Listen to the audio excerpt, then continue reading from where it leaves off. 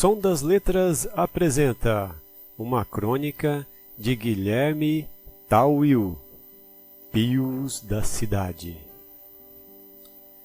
Pio era o nome de um pintinho que os filhos de Paulo Mendes Campos compraram na feira. Diferente de seus antecessores, o bichinho superou a sina da vida breve graças a uma vizinha que entendia da sobrevivência de pinto de feira em apartamento. Mesmo assim, é melhor avisar antes que a verdadeira história de Pio não é daquelas de final feliz. Já de pequeno, Pio mostrou-se um pinto meio esquisito, achegado aos seres humanos e danado de andejo. Neurótico, piava a todo tempo, como se o enervasse a passagem das horas. Quando a família se mudou de casa, a ave passou 2 dias subindo e descendo a escada, piando entre as pernas dos carregadores. Essa atitude demasiado humana fez com que seu prestígio aumentasse e fosse elevada à condição de gente, assumindo um ar muito à vontade e presumido de bípede empenado. Mas, com o tempo, as crianças inventaram de pedir um cachorro. Paulo acedeu, e já aborrecido com a arrogância despropositada de Pio, exigiu que ele fosse extraditado em troca. Assim, o pintinho foi doado a um amigo do cronista e passou a habitar uma casa, com quintal. Mesmo na adolescência, quase galo, branco e belo, continuava extravagante e presunçoso. Não gostava do terreiro e, sempre de peito estufado, preferia desfilar na sala ou na varanda, chamando atenção para a sua figura, que julgava irresistível.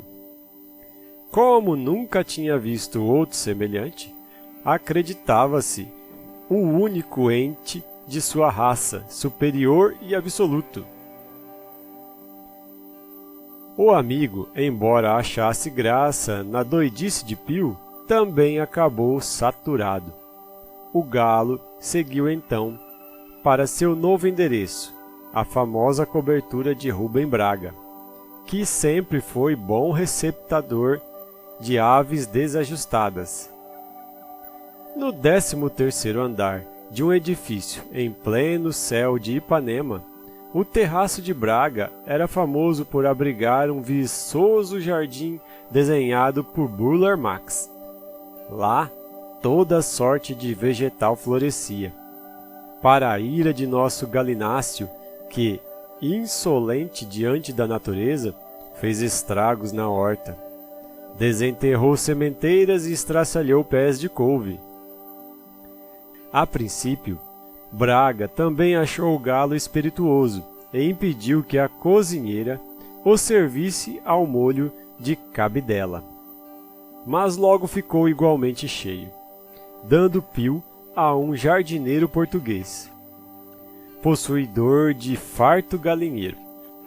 Antes de se misturar à multidão, puseram o bicho diante de um espelho, na esperança de que o reflexo descobrisse o outro. O irmão que devemos amar como a nós mesmos.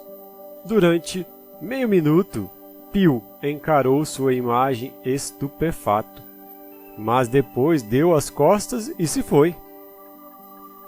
Único galo do mundo, era dono de uma verdade que o inflava da crista sanguínea ao facho da cauda. Mal ingressou no cercado, matou 3 galinhas abicadas e depois foi piar na panela do português. Mais belo, porém não menos triste, é o caso dos bem-te-vis apaixonados que Raquel de Queiroz avistou. Voavam e pousavam naquela primeira fase de amor de passarinho, entre o céu claro e a copa mais alta das árvores. Ou melhor, no alto dos postes e em meio aos fios elétricos, pois essa história de amor se passa numa estação abastecedora de rede aérea da Central do Brasil, no Rio de Janeiro. O poleiro lírico dos passarinhos era um emaranhado de fios, e foi ali mesmo, naquela confrontação de cabos, que trocaram o primeiro beijo.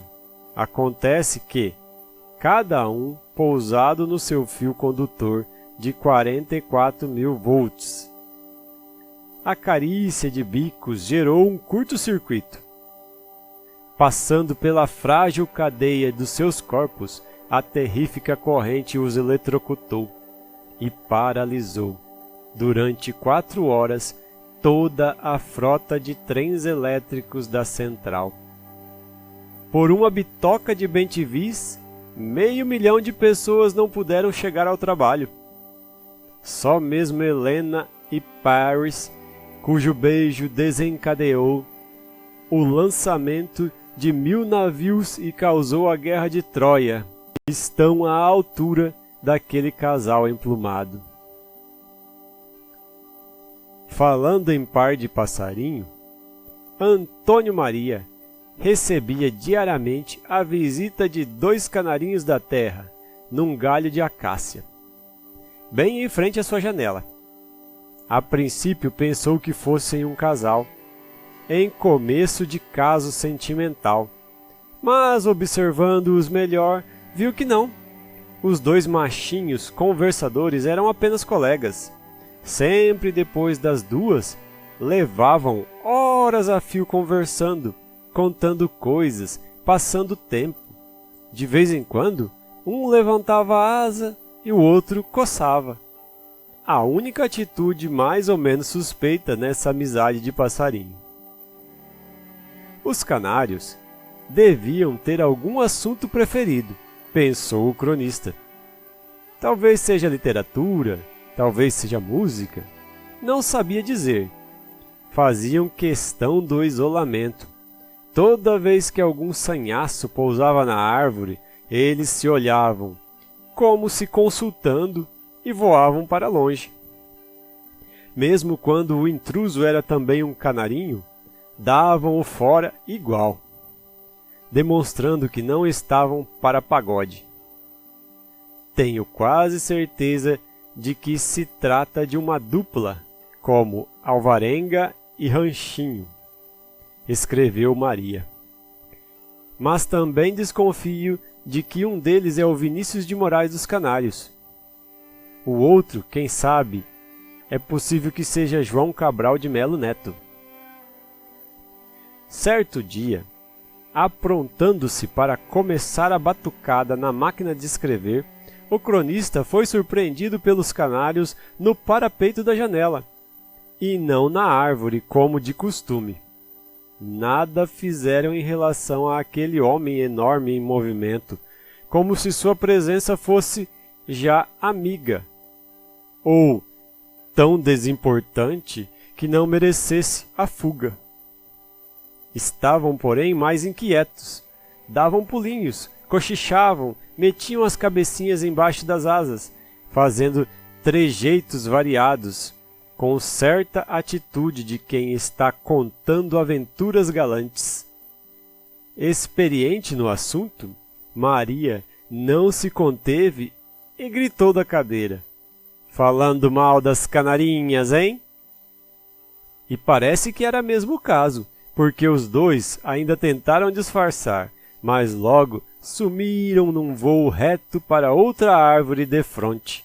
Tinham sido flagrados em maledicência. E assim termina esta crônica de Guilherme Tauil, Pios da Cidade, publicada em 17 de julho de 2023.